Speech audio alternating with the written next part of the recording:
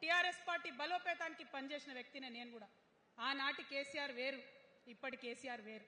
ఆనాటి కేసీఆర్కి తెలంగాణలో చేనేత కార్మికులు చచ్చిపోతుంటే భిక్షాటన చేసిన కేసీఆర్ ఆనాటి కేసీఆర్. ఇయాలటి కేసీఆర్ మారిన మనిషి, మర మనిషి, మన మనిషి కాదు. ఏమైంది ఇయాలటి కేసీఆర్కి? హైడ్రాల ఇల్లు కూలిపోతుంటే అరుస్తున్నారు, అన్నా ఎక్కడున్నావు రా, వచ్చిండ్రా? రాలే.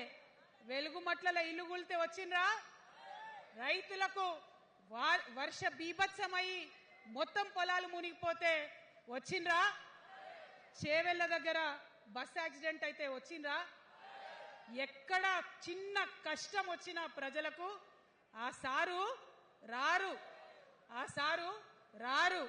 ఎందుకంటే ఆయన మారిన మనిషి, మర మనిషి, గుంటనెక్కల తోడేళ్ల చేతిలో ఖైదీ అయినటువంటి మనిషి, మన మనిషి కాదు.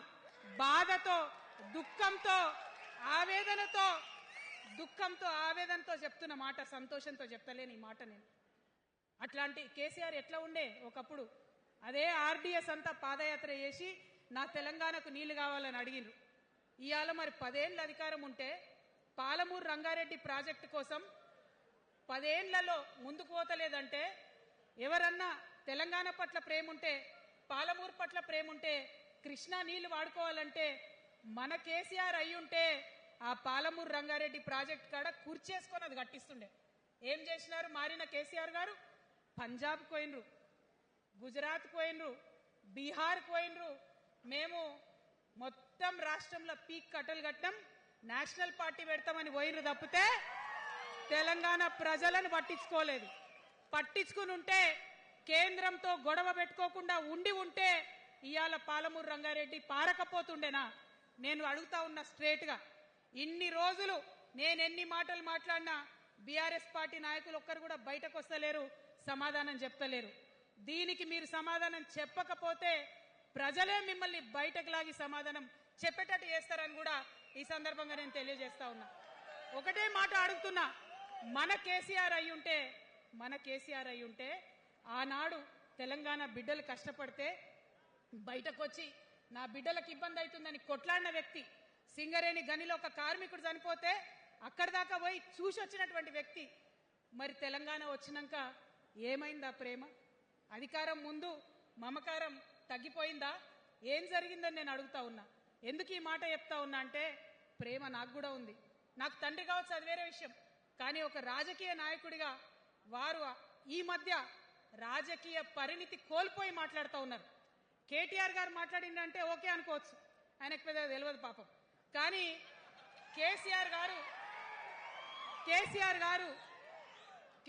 గారు అనే మాట ఏంటంటే, ప్రజలు తప్పు చేసిండ్రు. ఓకే, ఒక సెకండ్ నేను ఒప్పుకొని దాన్ని, ఒక సెకండ్ అనుకుందాం.